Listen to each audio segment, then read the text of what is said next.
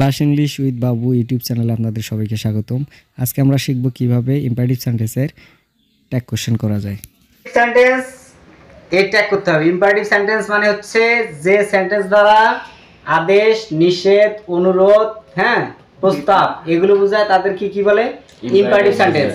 এটা হলো বাংলায়, এটা কি বাংলায়। আমি কিন্তু পড়াইতে আদেশ, নিষেধ, অনুরোধ এগুলো কিন্তু পড়াইনি। পড়াইছি? পড়াই নাই। যে সেন্টেন্স কি চেনার কিছু উপায় আছে। ইম্পারেটিভ সেন্টেন্সের সাবজেক্ট থাকবে না। কি থাকবে না? সাবজেক্ট থাকবে না। তাদের সাবজেক্ট না থাকার কারণে শুরু হবে কি দিয়ে?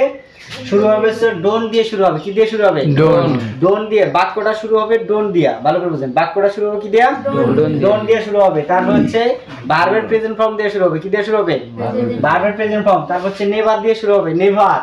অলওয়েজ দিয়ে শুরু হবে। লেট দিয়ে শুরু হবে। শুধু লেট দিয়ে শুরু হবে। আবার হচ্ছে বি দিয়ে শুরু হবে।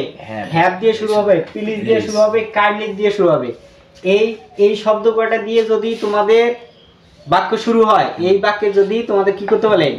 ট্যাগ কোশ্চেন করতে বলে, তাহলে বিনা দ্বিধায় উইল লিখে আসবেন। ট্যাগ কোশ্চেনে কি লিখে আসবেন?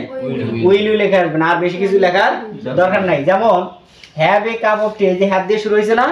হ্যাভ দিয়ে শুরু হয়েছে, তাহলে সাবজেক্ট নাই। সাবজেক্ট নাই। হ্যাভ দিয়ে শুরু হয়েছে মানে এটা দিয়ে শুরু হয়েছে নাকি? এটা দিয়ে শুরু হয়েছে দেখলাম মানে এখানে হা বোধক আর না বোধক থাক দেখার বিষয় না, কোনো কিছু খোঁজার দরকার নাই।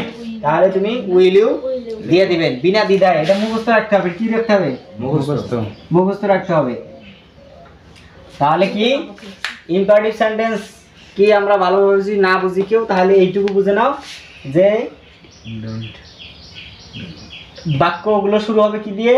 ডোন্ট, বি অন মানে ভার্বের base form, never, always, let, be, have, please, kindly এগুলো দ্বারা যদি কোনো বাক্য শুরু হয় তাহলে বুঝবেন যে এটা ইম্পারেটিভ সেন্টেন্স। এটা ট্যাগ কোশ্চেন করতে গেলে শুধু উইল ইউ দিতে হবে। এখানে না বোধক, হা বোধক এগুলো দেখার বিষয় নেই, দরকার নেই। আরেকটা আসো, ওই ইম্পারেটিভ সেন্টেন্সের আরেকটা আছে যেটা দ্বারা প্রস্তাব বোঝায়। কি বোঝায়? প্রস্তাব বোঝায়। প্রস্তাব বোঝালে দেখো লেট আছে, এটা যদি প্রস্তাব বোঝায়, এইটা দিয়া প্রস্তাব বোঝায়। কি বোঝায়? ইম্পারেটিভ সেন্টেন্সে লেটস এবং লেটাস দিয়ে প্রস্তাব বোঝায়। প্রস্তাব বুঝাইলে একাই যাবে না, সবাই যাবে একসাথে। তাহলে এর পরিবর্তে ট্যাগ কোশ্চেন করার সময় শ্যাল উই নিতে হয়। তাহলে let us try to do it, তাহলে কি হবে? Shall we. এই হলো ইম্পারেটিভ সেন্টেন্সের শেষ। ইম্পারেটিভ সেন্টেন্স হলো যে বাক্যের সাবজেক্ট থাকবে না কিন্তু শুরু হবে কি দিয়ে?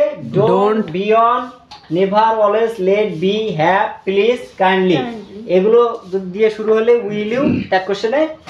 আর লেট আস এবং লেটস এগুলো দিয়ে শুরু হলে শ্যাল উই হবে। Let us try to do it, shall we.